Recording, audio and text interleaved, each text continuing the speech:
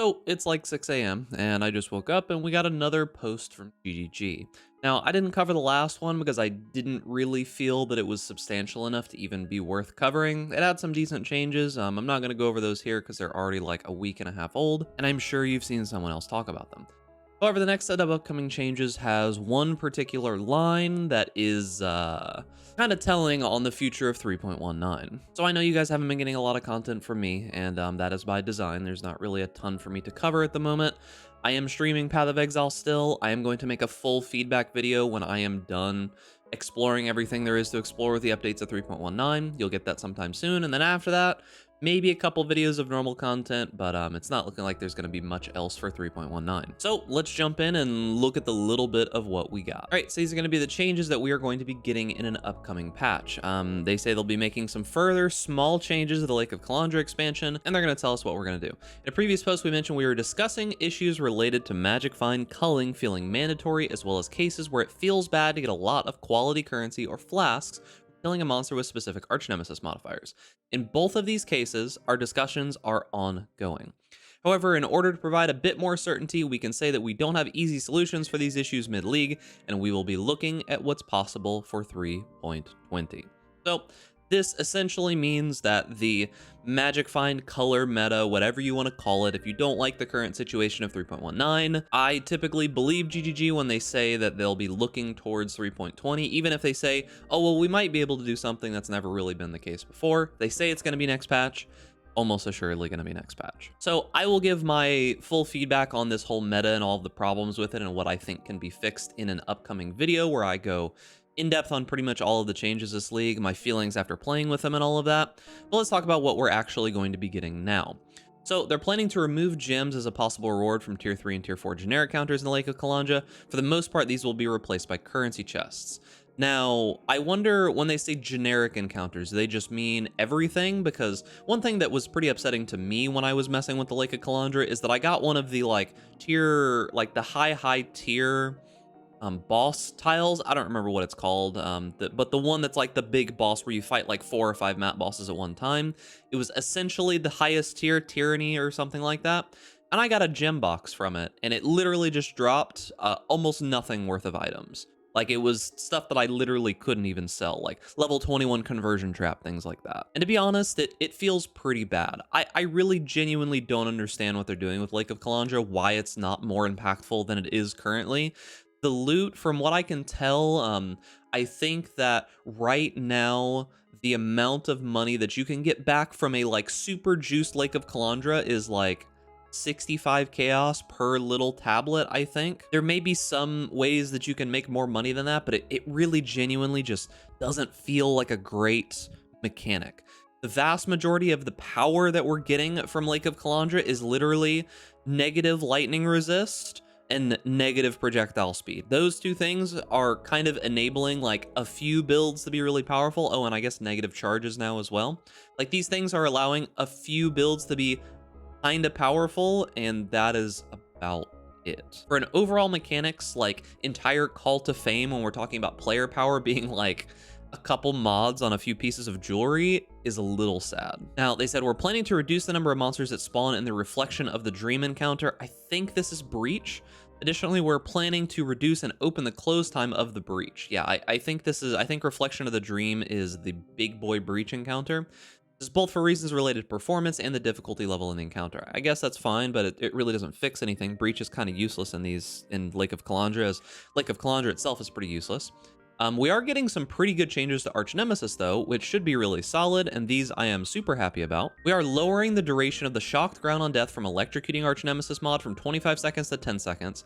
I honestly still feel like 10 seconds is an insane amount of time. Like, is there a reason for these ground effects to be so insanely long?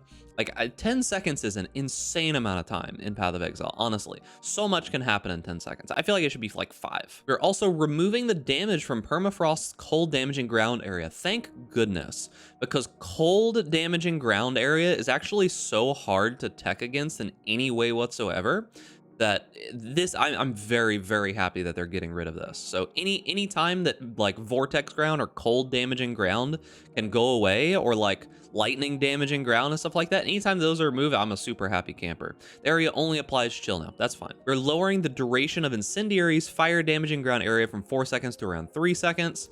I honestly feel like shocked ground should be shorter too. Like 5 to 8 seconds would be much better in my opinion. We're increasing the cooldown of the Ice Prison Arch Nemesis mod from 5 seconds to 10 seconds. However, don't get too excited. The duration of the Ice Prison is being increased from 3 to 5. This results in 50% prison uptime instead of 60% and fewer overall prisons. I guess that's fine, so you only need to interact with them every so often. For magic monsters, they're making it so that they're disabling on-death ground effects for the Incendiary modifier. We're also disabling volatiles from spawning on death when a monster with a toxic modifier is slain.